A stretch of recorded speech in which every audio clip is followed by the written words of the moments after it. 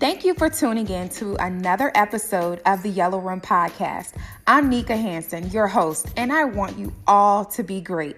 The Yellow Room is all about empowering you to unleash your full potential in every single aspect of your life. And I hope that you've received just that up until this point. If you consider yourself a part of this great Yellow Room community, be sure to do me a few favors. First, subscribe, rate, and review this podcast.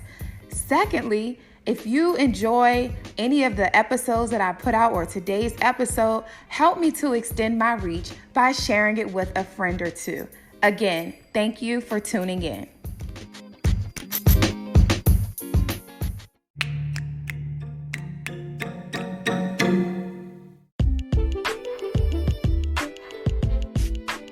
Hello, Yellow Room family. Welcome to another episode of Money Moves.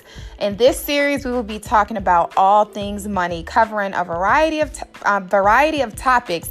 And today, we will actually be talking about investing. Today's special guest is Alexis. She is a financial enthusiast who offers a unique perspective and approach to saving money and building wealth. Since embarking on her own journey to financial liberation, Alexis has learned the keys to navigating financial freedom through knowledge, education, and successful self-management of poor emotional and behavioral tendencies. She is the founder of Financially Brave, a brand aimed at empowering ordinary people all around the world to live extraordinary lives through practical implementation of mindset, budgeting, and investment principles. Her realm of expertise is financial success, along with how to effectively build wealth through investing in the stock market, saving, and budgeting. I hope you all enjoy today's episode.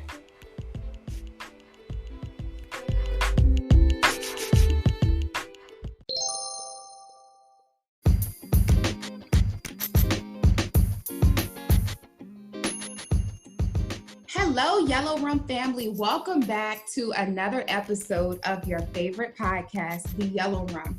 We are in an all-new series called Money Moves. So for the month of March, we will be talking about all things money.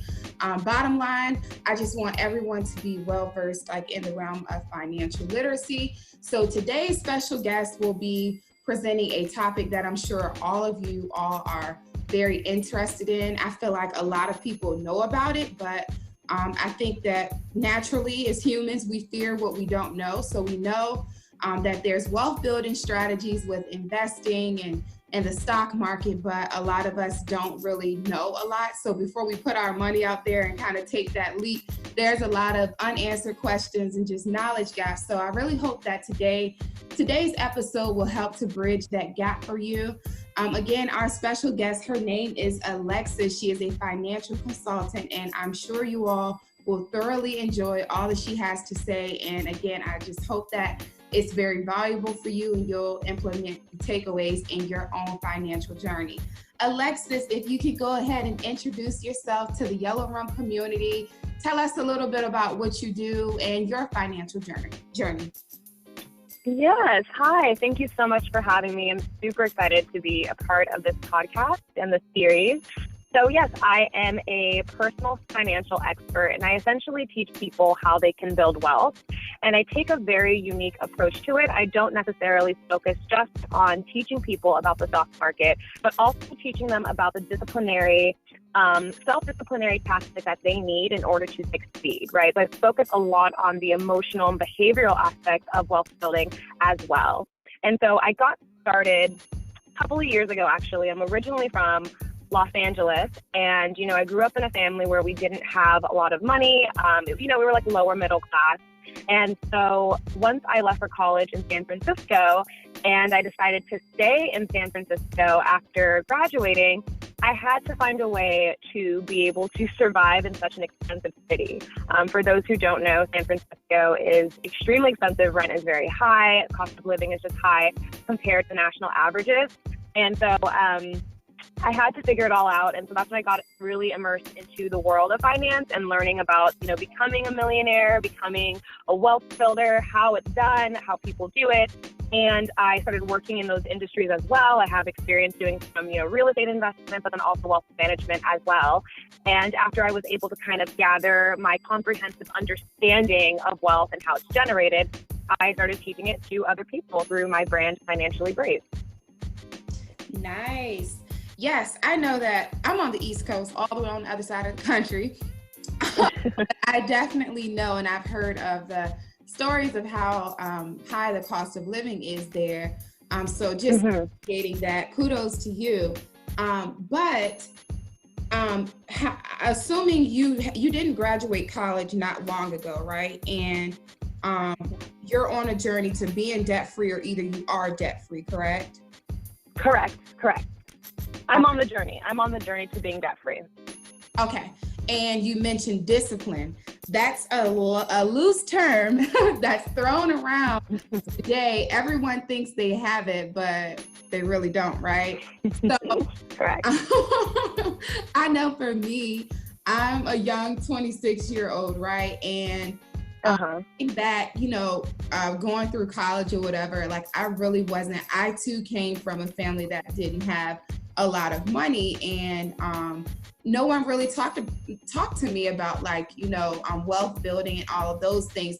I learned those things probably in college once I got around people who were exposed to those things or whatever, and then just through podcasts and different things that I had been exposed to, like with family, things of that nature. And so now really my husband and I are also on this like eliminating debt out of our life totally, right? We tell each other every single morning that debt is dumb, right? We tell each other we brainwash all this good stuff or whatever. And so we're really adamant and being very aggressive with paying things.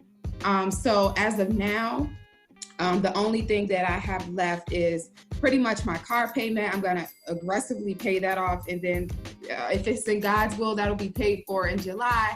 And then we have our home, but everything else is done, right? And when I tell people that, they're like, oh my God, like they think that, it must have been easy for you, blah, blah, blah. Like when I tell you discipline is not easy. Even still, when we go through our budget on a monthly basis and we have our budget written out for the rest of the year, it's like all of the money that we're throwing towards debt or we're saving or investing, I can't help but think I'm a natural shopper, like, but I can't help but think like all of the things that I could buy and I want to buy, but like sometimes I tell myself I'm locking myself in the house. So if I feel like I breathe, that's $100 gone right there. So I just think right. But I say all of that to say, can you really expand on the topic of discipline in our finances and the role it plays? Yeah. I think a lot of people who aren't completely aware of like wealth building and how it works, the general assumption is that you have to have a lot of money or some sort of like expertise in order to be successful in this journey. And that couldn't be more than false. My favorite quote ever is that if you make $1 million a year and you spend $1 million a year, you're still broke. Right. Hello. So it's not really it's not a matter of what you make. It's a matter of how you choose to discipline yourself with the income that you have. And that's where a lot of people go wrong. And so a huge part of working with my clients, but then also just on my Instagram page in general, is really honing in on this method of the importance of being disciplined and being committed to using your income wisely, right? The person making $1 million a year and spending $1 million a year is broke. But if you're making $60,000 a year and you find a way to save, let's say $30,000 of it, like you're setting yourself up for some tremendous wealth in the future. So it's just a matter of being smart with what you have. And if cash flow is an issue, maybe you're not making $60,000 a year, maybe you're making significantly lower than that, finding a way to really rectify that to the best of your ability so you're able to kind of have a solid income and then just use your discipline to execute on your financial goals. And so I've actually created a framework for my students that teach them the 4 steps to discipline, and it's called the 4 virtues of financial management. And that essentially is the 4 behaviors that people really need to hone in on to ensure that they're executing on their financial goals. So it's commitment, it's courage, it's patience, and it's gratitude. I like that. Mm-hmm. Commitment, courage, gratitude, and patience. And patience. Okay. And patience. Yep. Okay. And I like that you brought up the fact, the example of being a millionaire. I've this many of my episodes that it's not so much about, like you said, what you make, but it's like how much financial margin you're providing yourself, right? So you can take that person that I know a lot of people who are like drowning in debt. And if you look at their salary, like their salary on paper, it looks great, but taking on this attitude of I make more so I can spend more, but that's not the right attitude to have, because you'll always find yourself in financial ruins, right? So people say, I hear a lot of people say, live within your means. I would say live beneath your means. Yes. And that's in a sense that it's a temporary sacrifice, but you're living like no one else wants to, so that you one day no one else can. And I stole that from Dave Ramsey. I listen to him a lot. And it's very true. If you think about it, that person that makes like 6 figures, or the person who even has $1 million, but they're blowing it, they're going nowhere fast. Right. You, like you said, make a $50,000 or $60,000 income and you manage it wisely. You're a steward over your finances. Once you make more money, then you'll know what to do with it, right? I tell people to like pace themselves out. I know for me, graduating from college, going from not really having money. Yes, I worked while I was in college or whatever, but I was a server, right? I was relying on tips. It had no comparison to what I make now that I'm in America or whatever. And so I did not know what to do with money, to be honest. I sought out advice from mentors in the workplace. Like, there were people that I respected a lot that have been with the company for a while. And I know that they are trying to retire early. I know for me, I don't want to work for corporate America forever. And I don't want to have to look forward to the age of 65 to retire. So I'm like, help me to establish, habits and strategies around how I can leave corporate America at, let's say, 35 or 40, right? And even, but I just had to surround myself with people who were on that same journey and not let people influence my spending habits. So when it comes to budgeting and saving, what are your advice? Like, what's your advice for people who are kind of like just they're living their best life, but telling themselves they're living their best life and they're just splurging, and they think, hey, I'm young, I'll worry about that stuff later? Because believe it or not, I've had talks with people around investing, things of that nature, like asking if they contribute to a 401k. I cannot tell you how many people who are 28, 29, 30 years old, or 401k is. They don't know what investment retirement accounts are at all. And they just have no clue. And it just makes me scared, kind of like for them. But before we even get to the topic of investing, what advice do you have for people who are just maybe beginners on this financial journey? Yeah, I think a really great place to start is, one, of course, understanding the value of you, about the value of your mindset, right? Because again, it doesn't matter what sort of goals you have. If you're not really committed to seeing them through, you're not going to get results. You have to understand, like you said earlier, being disciplined is not easy. So kind of put that journey into perspective, that if you want to see change, it's not going to be easy. It's absolutely possible, but it's going to take some work and a lot of mental work.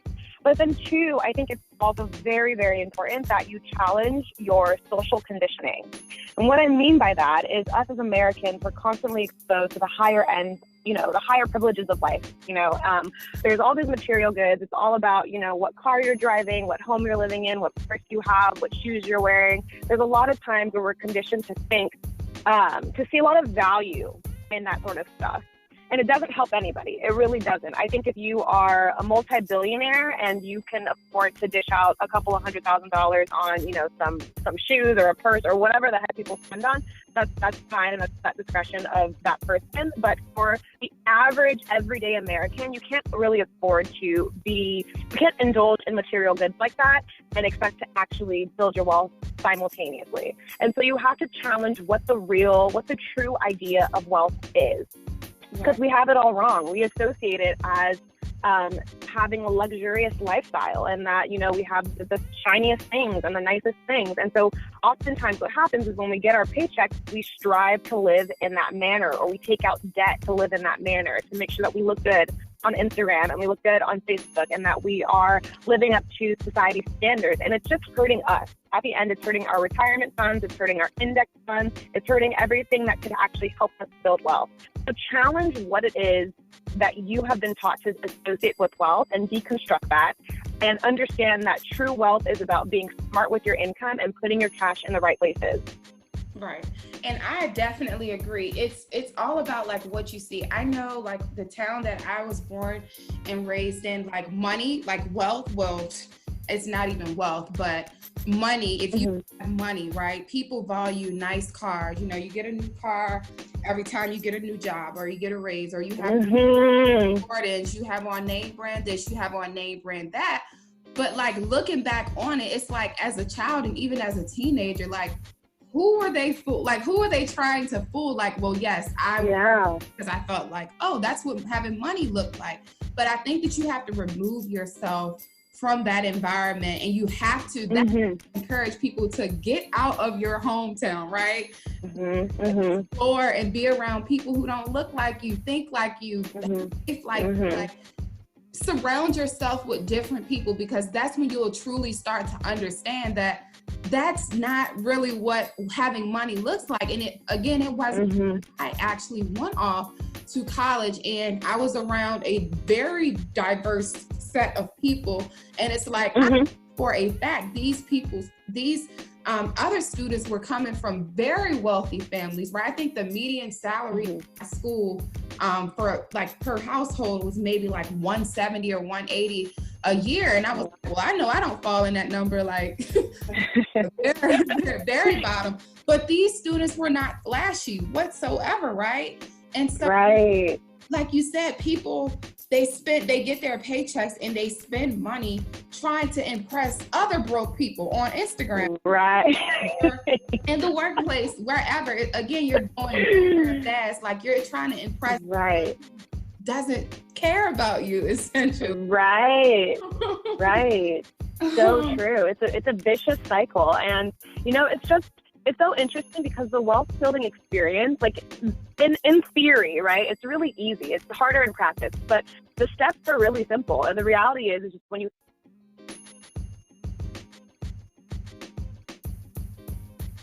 if you're taking out all of this debt and when your paycheck comes in, it has to go to debt instead of your investment accounts. You're just not building wealth because you're too busy, you know, paying off for all of these things that you were splurging on. And so just be smarter with your cash, be smarter with your desires, and you'll get results.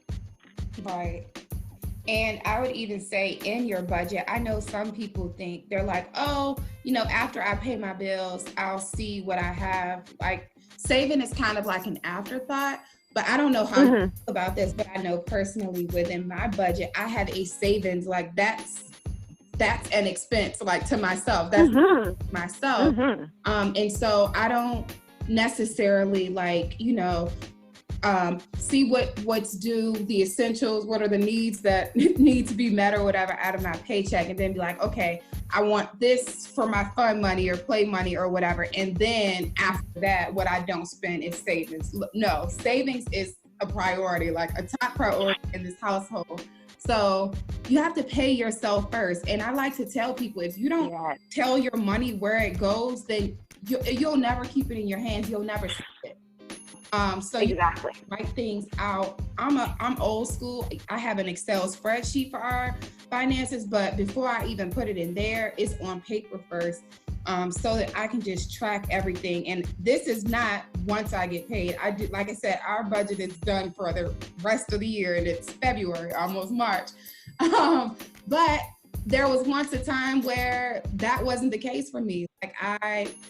This is when I was still in college, granted. Once I graduated and I was on my own, I knew that I couldn't afford to just do whatever with my money, because if we didn't have money for the bills, no one was going to help us, right? But right. There was once a time where I didn't take my finances seriously, and I was just, living in the moment, not thinking about the future. But I don't know, it's just like something just hit me one day. And Yeah. like I can't afford to live the lifestyle that I saw my parents or other people in my family live. I don't want to be that way. I want stability, and I want security. Yeah.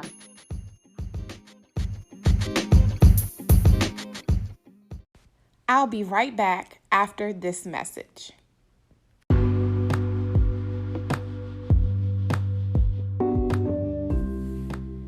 Today's episode was brought to you by Anchor, my podcast host. I chose Anchor to host my podcast for several reasons. Number one, it's free. Two, the convenience. They have several creation tools that allow you to record and edit your podcast right from your phone or computer. They even distribute your podcast for you so it can be heard on many different platforms such as Spotify and Apple Podcasts. You can make money from podcasting. Yes, you can make money with no minimum listenership. If you're interested in starting a podcast today, everything you need to know, you can learn at anchor.fm to get started. Thank you.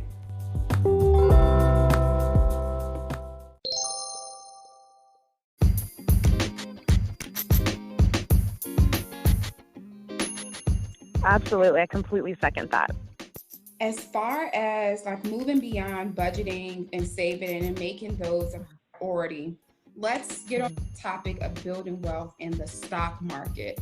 What is available to people. Again, I know that this is something that we all know of and we've all heard of countless times. However, a lot of people choose not to get involved because they fear what they don't know.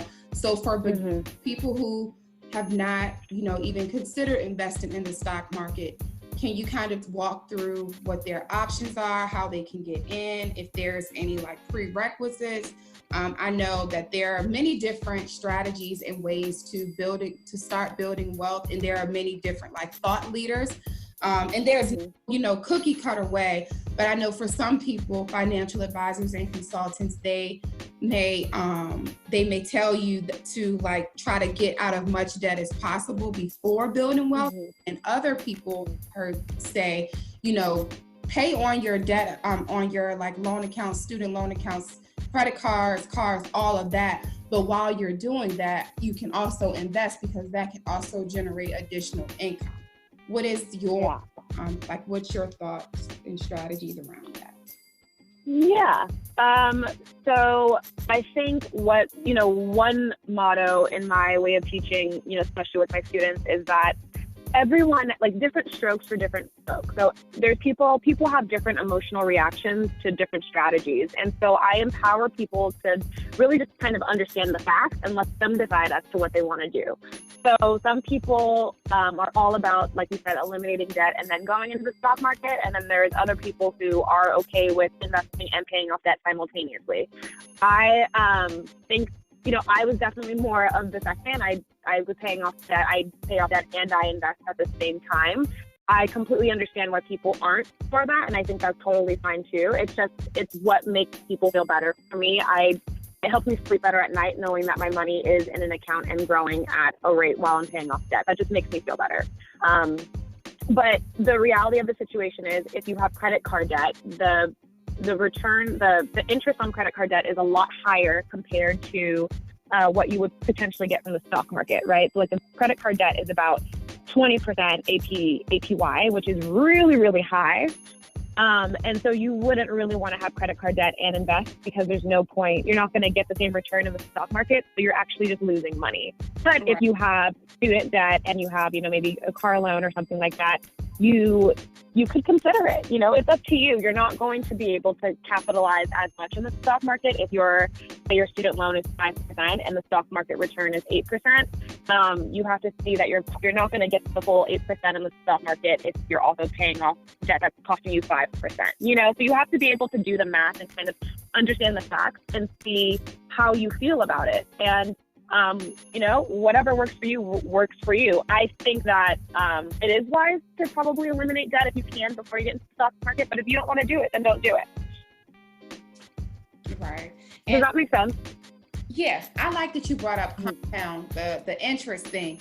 I don't know who I was telling this to the other day, but I was just saying that from a financial literacy standpoint, it would have been very beneficial. And I don't know if you had like a financial literacy class in high school or whatever, but I know I didn't, that it would have been very beneficial for us to have like financial literacy one-on-one, right? And they take a deeper dive into topics such as compound interest. A lot of people, when they hear compound interest, right, they think there's a negative connotation, but it can work either way. Like you said, if you have that credit card, a lot of credit card debt, and let's say your interest rate is 20%, you're making the minimum payment. That's why it feels like you'll never get out of debt, because it's compounding and compounding month over month. Whereas you take that same compounding interest concept and you apply it to your investments in the stock market. That is, you're making money over and over and over again, right? So I think that's actually, that could be a class in itself, a whole class in itself. Oh yeah. But to understand how you're making your money work for you, right? So it wouldn't be wise you're head over heels and your credit card debt or whatever. It would not be wise for you to, start investing in the stock market when the, average returns are what you pay 8 to 10%. Yeah. Right. Yeah, it doesn't make any sense to do that. But if you have lower costing debt and you feel better having some money in the stock market, that was my approach for sure. Then go for it. But you just have to understand the potential con of that. You're still paying off debt that's costing you a lot of money. Right. Now, for people, how do people get into the stock market? How did you get into it? Well, it's really, really simple. This is the easiest part of the wealth building journey, which is really funny because this is the part that people are most intimidated about. And it really is as simple as understanding what a stock is and a bond is. So like a stock is essentially just ownership of a company, a partial ownership of a company. So if you wanted to buy McDonald's, say it was on, say right now it's $48 for one stock in McDonald's, then you own $48 worth of McDonald's, right? And so if you were to open up an investment account will essentially have not just McDonald's in it, but maybe 400 or 500 other companies in it. And the whole entire approach or the goal with opening up an investment account is essentially that you have all of these different companies in it. And over time, as long as you're holding that account and you're not really dipping in and out of the account to like make withdrawals for small, menial purchases, the goal is that over time, that McDonald's stock that started off at $48 in 10 years might be $100, right? And all of the other stocks that are in that portfolio may also have appreciated to a high rate. And so now you have an account that has grown significantly over time. And then when you add the compounded feature that you were just talking about, your rate exponentially grows over time because the interest or the appreciation is building on top of each other. And so in another way of saying it is essentially open up an investment account that has several stocks in it. It appreciates about 8 to 10% on average, and it continues to do that over time. And by the time you're ready to retire, essentially you should have hundreds of thousands, if not millions of dollars in your account. And how you get started is really simple. You just go online and you open up an account and you can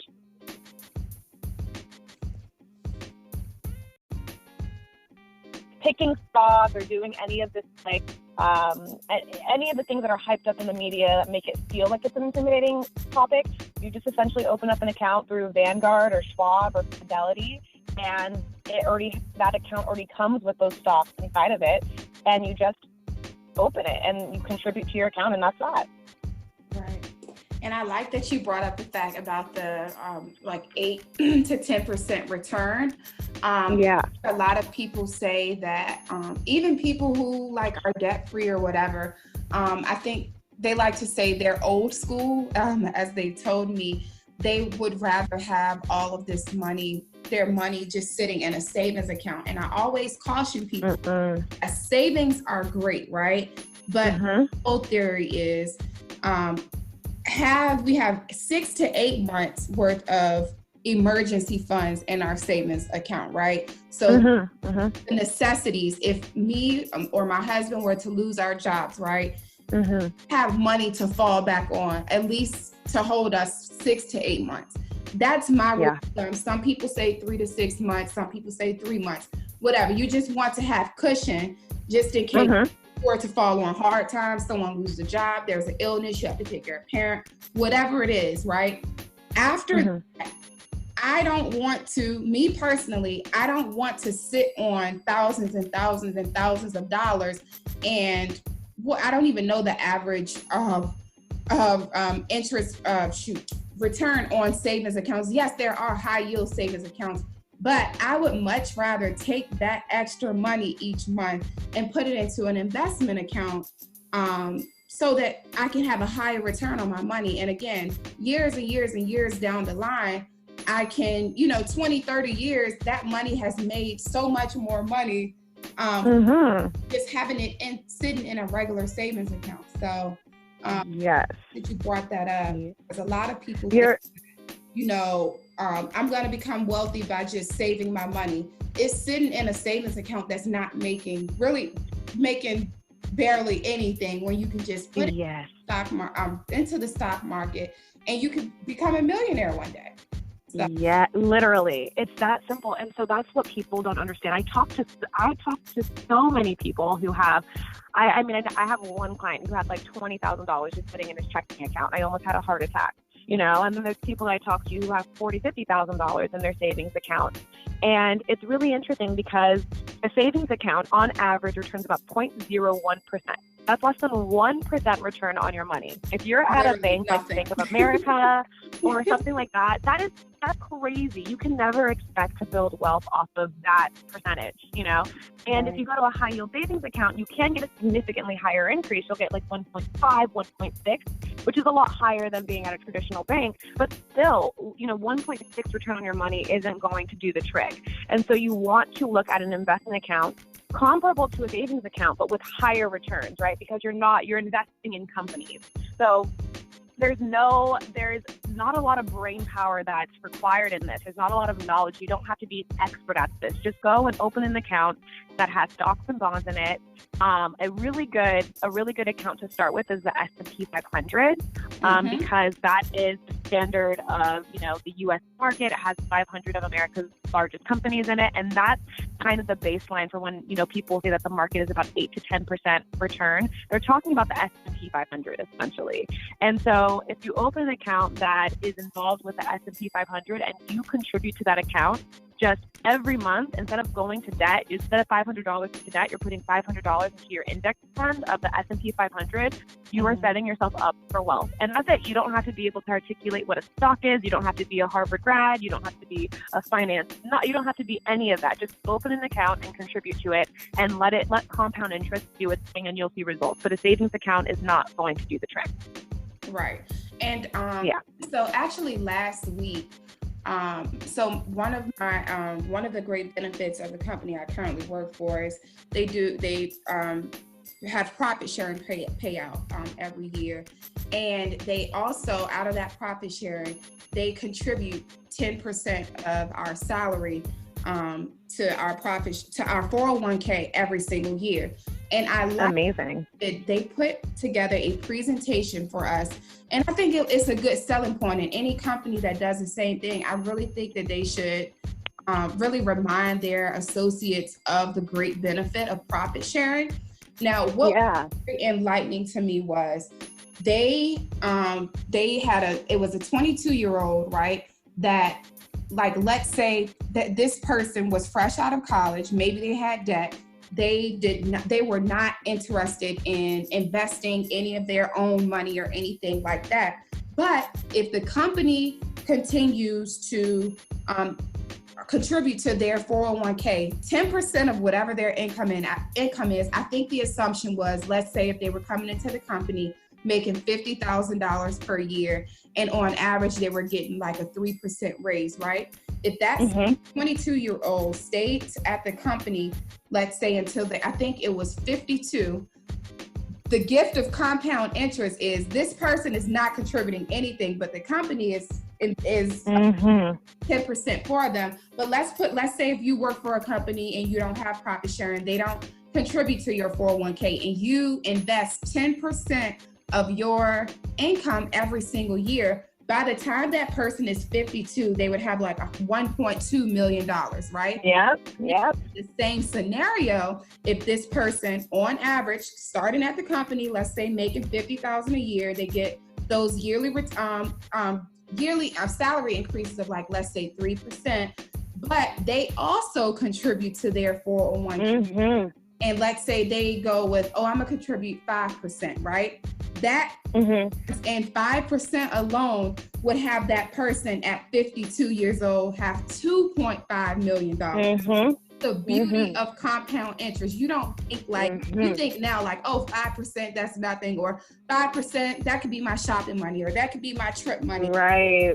You know, my money, I do whatever crazy stuff I want to do with. But in the long run, all those years down the road, you can be a millionaire. Like, Yep. And I just, it was like so enlightening. I'm like, wow, like I know the beauty of compound interest, but it was just great to hear the reminder, right? Yes, it's never too early or too late. And I like to tell people, when we're in our 20s, we think we're invincible, nothing's gonna happen. You know, the world is in our hands. We can live our best life. We really don't have to think about our future, but think our future now. The decisions we make today, like the decisions we make now are determining our like wealth in the long run. And if you're like me, if you want to build a family, you want to have children, I don't want to have bad debt hanging around. Like I want to be creating generational wealth, and I don't want my children to ever feel like they have to go get in loads and loads of debt in order to pursue the things that they want in life. I want to be able to provide for them and set them up for success, right? So that they don't have to work as hard as their mom and dad to get out of debt, just so that they can start living their best life. So, yes. Absolutely. And I think that's why, you know, I'm so passionate about what I do and, you know, educating people on this, because once you really understand the framework and you understand how things work, you can be a little bit less intimidated by it. I think some people don't want to get involved simply because they're like, I have no idea where to begin. What is investing? What is an investment account? And they just kind of freak out and they shut themselves out from the process. But if you take the time to really understand how it works, you'll see it's, in theory, again, it's not that hard. You just have to learn how to be responsible with your money so you're able to put it in the right places. And just more people need to know this. More people need to understand this. And, you know, we need to end this cycle of living paycheck to paycheck and feeling like we're stuck working at jobs that make us unhappy. Like, we need more freedom. And when you're able to figure out the key ingredients to make that happen for yourself, your life, it improves your quality of life, you know, and your future children and your future family's life as well. Right. And I think too, a lot of people are caught up on the, you know, the highs and lows, ups and downs of the stock market. Like even this, the whole coronavirus thing, people are crazy. And like, I was talking to someone at work, I was like, well, you know, now is a good time. Like, well, you don't know rock bottom, but now is a good time to actually buy some stocks because they're, like the prices are very cheap. And the person goes, that's the reason why in itself, I don't want to, you know, invest in the stock market because it's ups and downs. Like, yes, there's always going to be ups and downs. Yeah. You just have to find the right time to get in. Things might be looking down right now, but you have to think long-term and not short-term. If you're the type of person that's like, oh, I made a little money on my stocks, whatever, let me withdraw this money, you'll never get to a place of building wealth long term. So you just have 30 years down the line, right? Like, yes. Right. You know, the stock market is down right now, but in 30 years, things will look totally different. You have to look at it from a historical perspective. When we look at the facts, someone who stayed invested, back when we had the 2008 recession, back when we had the market crash in 1939, like people who continued investing would have still had astronomical returns. And those are great statistics and facts. So you just have to be able to manage your emotions. And one secret I use, to be honest with you, is I don't check my account because someone who didn't grow up with a lot of money, it does make me feel a little bit queasy when I see that maybe my investments are down for the week or something like that. I don't check. My job is to build my wealth and to contribute to my account on a consistent basis. And that's that. And so I can't tell you if my account is up or down. Sometimes I see in the news that the stock market is, in general, if it's up or down, that kind of gives me an indication as to where my investments will be. But the reality is it's a long-term strategy. So what happens tomorrow has no bearing on the next 30 years, really. And so just, if you are somebody who finds yourself to be more of an emotional investor like myself, just stay away from looking at all of the numbers. Don't get caught up in that. Your job is to think long-term, not short-term. Right. And I'm gonna be honest, that's something that I struggle with right now. So I know that when I first got into investing, I told myself that I actually would, because I have my investment accounts through Vanguard, right? And so I told myself that I was not going to download the Vanguard app because I know that that's just like me having my banking. I'm gonna check it every single day. Like it's almost habit. Like I wake up, I do what I gotta do, brush my teeth, wash my face, take a shower, blah, blah, blah. But I'm automatically checking my bank account. Guess what I did? I downloaded the Vanguard app and I became like obsessed with just checking it throughout the day. And one time, it was probably like last summer, maybe, I checked one day. I had kind of gotten away from checking the dailies. I was like, okay, I'm gonna do it once a week. And I saw where I had lost, I was down like almost $1,000. And instantly I'm like, oh my God, like telling myself, well, maybe as much or blah, blah, blah. And I was like, no, you got to think long term. And honestly, with the whole coronavirus being the top topic or whatever, I checked it yesterday and it was down thousands of dollars. So I'm just going to check it because I'm going to end up convincing myself that investing in the market is not a good thing. And I would just be going against everything I tell everyone. So that's so funny. Yeah, I refuse to look. Say that again. I was just telling people you can't be emotional about it. You can, and that's so hard, and I get it. You work hard for your money, and then you put it into this account, and you just have to be okay with risk with investing. There is no like safe investment per se. There's safer investments, but there's no such thing as like a risk-free investment unless you're investing in like treasury bonds or something like that. And so, you just have to be able to, if you want to build wealth and you want to have the potential of having a high return in the future, you have to be okay with stomaching risk. And, if you're not okay with it and it makes you a little uneasy, you just got to try to avoid looking at the numbers because it's going to stress you out. The market is never just going to continue going up. There's going to be fluctuations. So just don't look if you can't handle it. That's my best advice. I had to write that down to myself. I got it, but I don't stalk it as I used to. But I can see why people would be scared to enter into something like investing in the stock market, because I've been there before where it's like, I could have done XYZ with this money, or I could be doing what I could be saving towards this. But again, it's out of emotion. And I just know that's a trigger for me. So I just have to kind of, I check it every once in a while, but I can't become obsessed with checking it. Yeah, well, that makes sense. Yeah. So how can people connect with you on social media, and what services do you offer to people? Yeah, so I am based primarily on Instagram. I do have a Facebook page as well, but Instagram is like my predominant source, and that's just at Financially Brave. And if you're interested in working with me, I have an online boot camp. It's called the Wealth and Mindset Boot Camp, which again gives like the knowledge aspect of investing, how it is, and we go into depth about index funds and mutual funds and stocks and bonds and all of these investment options. But we also focus on budgeting and discipline, and so working on the emotional aspect of your wealth building journey, making sure that you are honing in on those 4 virtues that we were talking about earlier: commitment and courage and gratitude and patience. And so it's a very comprehensive approach to wealth building that I am doing. And if you're interested, you can just reach out to me via my Instagram page and we can chat from there. We can schedule a call and chat. Nice. Did you have any things you wanted to share with the Yellow Room?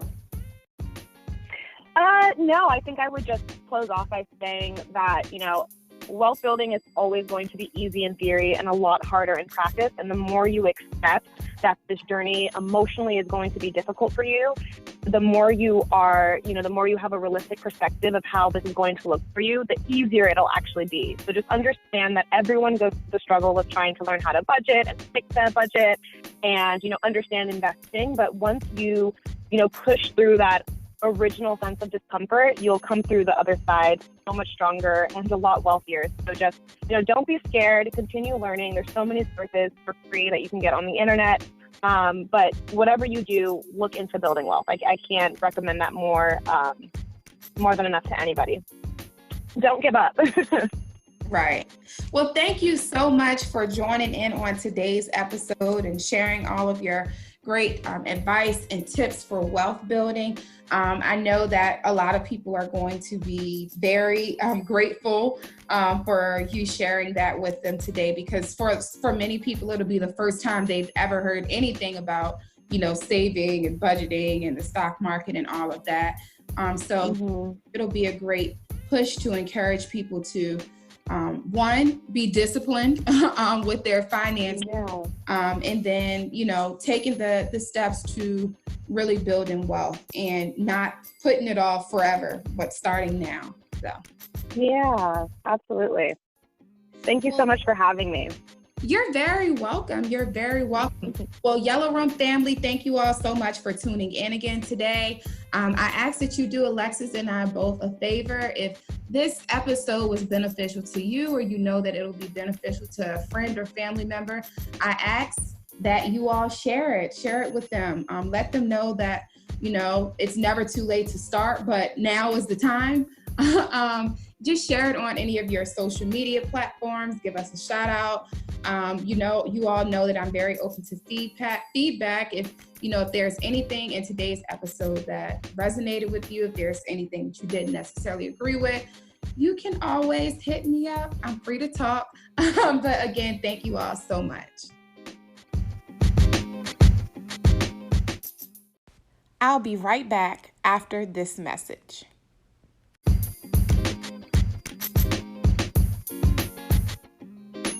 Thank you so much for tuning in for another episode. If you are new here, please consider subscribing on whatever platform you're listening in on today. Leave me a rating, leave me a review, comment, whatever you feel that you want to do. If you already consider yourself a part of the Yellow Room family, please consider making a small monthly donation to sustain and contribute to my growing platform. No amount is too small. Donations can be made at anchor.fm/theyellowroom/support. If you are unable to, I still love you just the same.